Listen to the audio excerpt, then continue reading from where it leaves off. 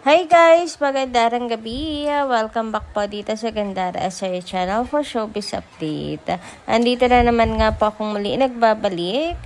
Ang nagmamaganda ninyo kachismosang Kim Pao, wala na nga pong iba. Ang lokaret na si Gandara SRU upang magatid po sa inyo ng latest update and fresh happenings patungkol kina Kim Chiu and Paolo Avellino. And para nga po sa araw na ito, ang tatalakayin naman natin at pag-uusapan ay mayroon nga pong kinalaman dito nga po sa puspusan ng ginagawa nila Kim and Paolo po ngayon para sa future ng dalawa ni Kimi. Pero bago po ang lahat, sa mga di pa po nakaka-subscribe sa ating channel, pakiclick lang po tayo natin subscribe button at notification bell na nariyan sa baba upang kayo po yung maging updated at ma-notify tuwing may bago tayong chika at balita hinggil sa Kim Pao. Basta mga balita po na may kinalaman kina Kim Chiu and Paolo Avellino, sagot na po natin yan. And next din po pala natin magpasalamat sa ating subscribers na nakatutok araw-araw sa ating mga daily updates. So narito nga po ang comment ni Ma'am Yarsha, ni Ma'am Luwalhati Tenedero at Ma'am Edna Rubio. Magandang gabi po sa inyo and shout out. Ma'am Gandara, mahirap talaga magsabi kung nasaan sila talaga. Kaya mahirap maniwala sa haka-haka. Hanggang walang tamang ebidensya, huwag maniwala. Yung kwentong nagsasama ang pamilya nila sa kanilang karawan, kaya ako, hintay lang sa totoo. Kim Pao, protektahan lang nila ang relasyon dahil alam naman natin ang mga negatron. Hintay lang tayo pagdating right time. Secure nila yon dahil yon na lang ang natural sa kanila. Kaya hindi na tulad ng dati. Lagi nilang biro si Kim. Hindi na dahil respect nila privacy ng Kim Pao. Bigay natin sa Kim Pao. Hoy, alam nyo ba? Napansin nyo rin po ba yun? Yung paglaylo din po ng mga Showtime fam kay Kimi, mga Kim Pao, sa kanilang dalawa ni Paolo Avellino.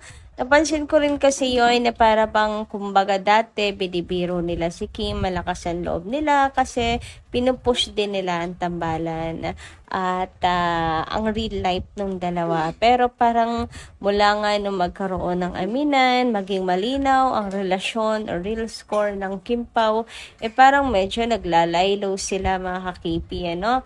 Siguro dala na rin nga po ng pagrespeto sa privacy ng Kim Pao. So, parang ay alam niyo yun, sa paglaylo nila mas lalo lamang pong napapatunayan na may relasyon na silang dalawa kasi talagang may respect na yung mga katrabaho nila sa privacy nila Kim and Paolo.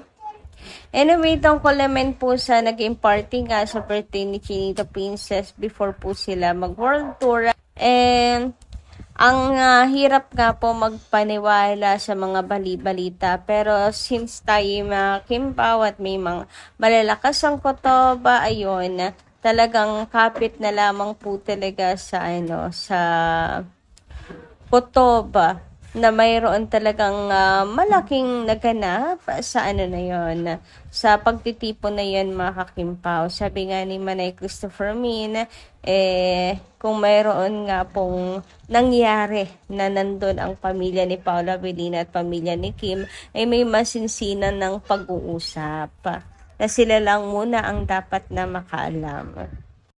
Samantala, dumako naman po tayo ngayon at pag-usapan ang ilang mga balita na nasagap natin ngayong araw. At unahin na nga nating pag-usapan ang pangdadamay po kay Ate Lakam sa issue ni Chinita Princess ngayon sa politika.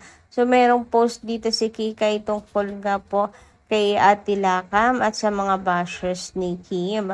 Sabi dito, galit daw si Kim sa mga magnanakaw pero sariling kapatid ay hindi nagawang ipahuli. Grabe naman po, maraming tao talaga nasarado ang isipan.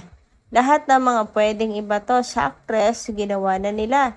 Pamilya talaga ang makakapitan natin at mataimtim na dasal para malagpasan ang bashing na kinakaharap.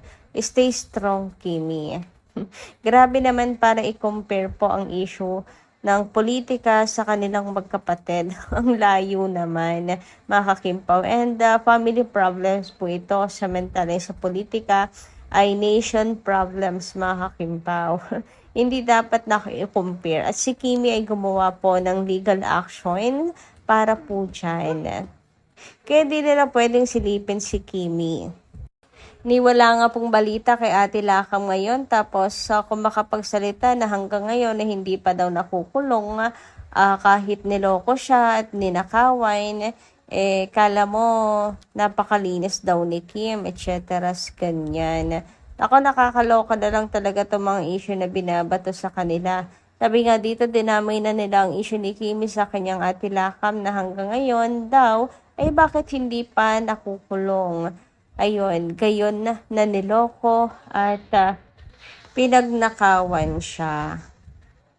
Sabi pa dito sa comment, pamilya talaga ang masasandalan natin at pagdarasal sa kabila ng mga pangbabatikos. Stay strong, Kimi. We love you. Sabi pa dito, you don't want to blame the Dutertes. Here 1M is from the Marcoses. Not true. Dutertes. They say that the Dutertes are thieves. Your sister is the one who is being blamed. You are the one who is being accused. Your sister is being accused of stealing from you. Anyway, siguro ganun talaga, mga kakimpaw, kapag wala pong alam, putak na lang po ng putak, mga kakipi. Napaka-pribado nga po ng buhay ni Kim at wala nga pong update hinggil sa kanilang dalawa na Ate Lakam niya. Tapos may paganyan. Anyway, narito naman nga ang event ni Chinita Princess para ngayong gabing ito, para sa Bingo Plus Night 2026. Ito na po ang chance to win up to Mega Pool. Tara. Yan nga po ang poster nila, announcement ng Bingo Plus at makakasama nga po ni Kim dito. Syempre, ang kanyang meme na si Vice Ganda at ang Bamboo na rin, mga kakimpaw. Si Bamboo na rin, mga kakimpaw. Kaya naman, ang mga Kimpaw Lanchas ay talagang full support na kay Kimi at lagi siyang pinag-iingat, mga kakimpaw, lalo pat sunod-sunod ang mga trabaho at commitment ng actress. So, ayan nga po yan ha, May 19, ngayong gabi po ito, 2026. Ayan, mag-live po sila 6 p.m. to 8 p.m.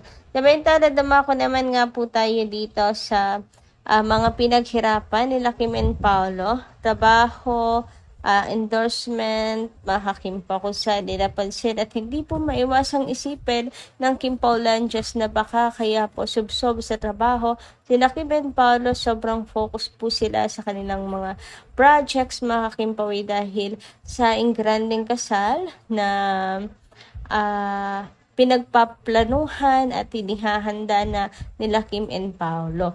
Kaya ngayon pa lang talaga tanggap na po ng tanggap ng work si Kim and Paolo, ganyan. Upang sa ganon ay wala na po silang intindihin pa once, mga kakimpa, na magpakasal na silang dalawa. Marahil ay nag-iipon talaga at pinaghahanda na daw nila Kim and Paolo ang royal wedding. Huy, royal wedding talaga. Lakas maka King and Queen Kung sa bagay, King and Queen of concert, nga po, live concert sina Kim and Paolo. So, pwede rin, mga kakimpaw, na talagang may pinaglalaanan at inihahanda na talaga nila Kim and Paolo ang kanilang grand wedding. Kaya gano'n na lang din po talaga sila kasipag ngayon.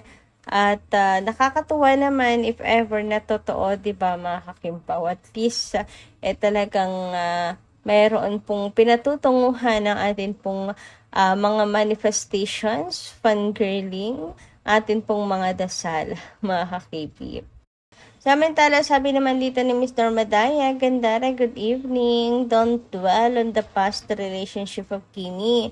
Every time Gerald is trying to make a move, so that she will be recognized by Kimi. But no way, very late na. Too late, very late na. Too late, the hero. Ngayon pa, si Kim is happily married to Paulo.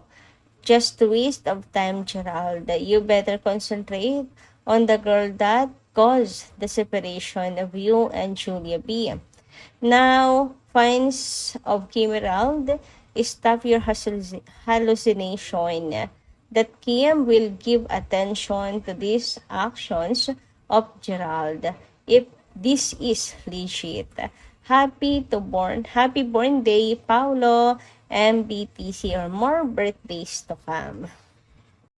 So ayan, na hindi nga po maiwasan ng ilang mga fans na mapansin na para bang itong si Gerald ay gumagawa talaga ng mga moves para lamang po ma-recognize, pansinin ni Chinita Princess Mahakimpaw. Pero sorry na lang, ano man ang kanyang agenda, mapalapit ulit kay Kim, maybe dahil sa work or gusto ng balikan, ay wala na pong mangyayaring gano'n. Minsan na niyang sinayang at hindi na ulit papauto pa si Kim. Sabi naman dito ni Ma'am Helenita Catalasan, hello Gandara from Paris, France. Shoutout po Ma'am Helenita at magandang gabi. Thank you for supporting Kim Pao. Ano ba yung magagandang balita mo? Huwag mo nang banggitan yung dalawang ex niya. Puro comments lang binabasa mo. Ayun na nga kasi ginagamit nila sina Clemen Palo.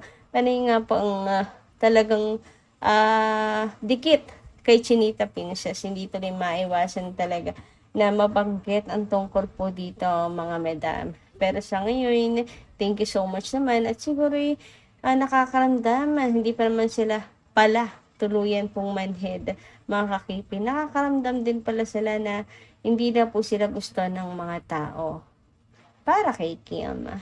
Anyway, agad dito lang po muna ating update. Maraming salamat po sa inyong pakikinig. Kita kasi po muli ng mga susunod pa nating ayuda. Maraming salamat. Ingat po palagi.